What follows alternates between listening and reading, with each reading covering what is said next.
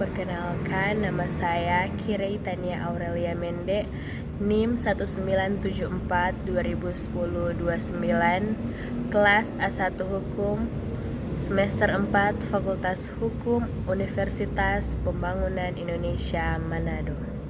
Pada saat ini, saya akan menjelaskan tentang mata kuliah hukum kontrak dengan judul yang saya ambil, Perjanjian Jual Beli. Perjanjian jual beli diatur dalam pasal 1457 sampai 1540 Kitab Undang-Undang Hukum Perdata.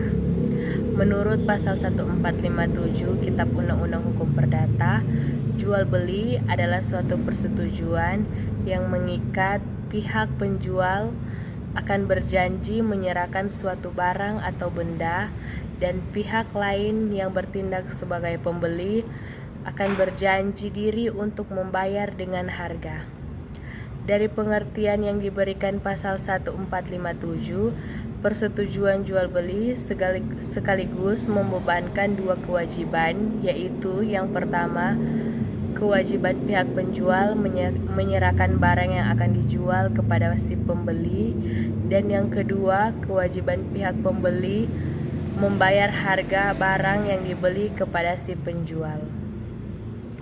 Menurut Salim, perjanjian jual beli adalah suatu perjanjian yang dibuat antara pihak si penjual dan si pembeli. Di dalam perjanjian itu, pihak penjual berkewajiban untuk menyerahkan objek yang akan dijual kepada pembeli dan berhak menerima harga, dan dari pembeli berkewajiban untuk membayar harga dan berhak menerima objek tersebut.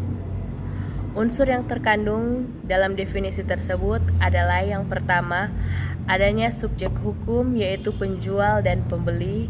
Yang kedua, adanya kesepakatan antara penjual dan pembeli tentang barang dan harga. Yang ketiga, adanya hak dan kewajiban yang timbul antara pihak penjual dan pembeli.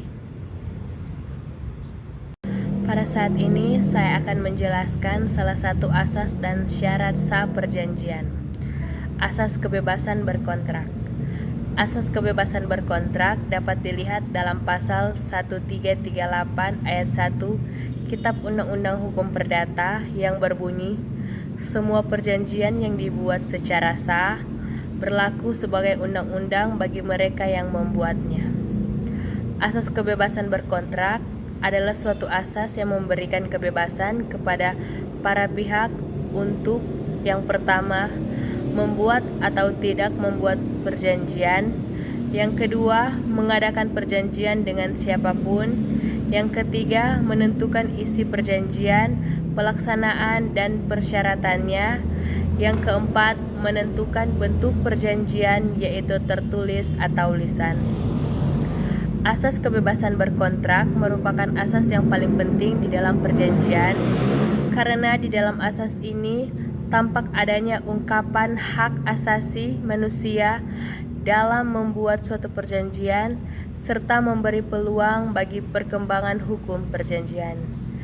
Demikian penjelasan singkat saya mengenai hukum kontrak dengan judul Perjanjian Jual Beli.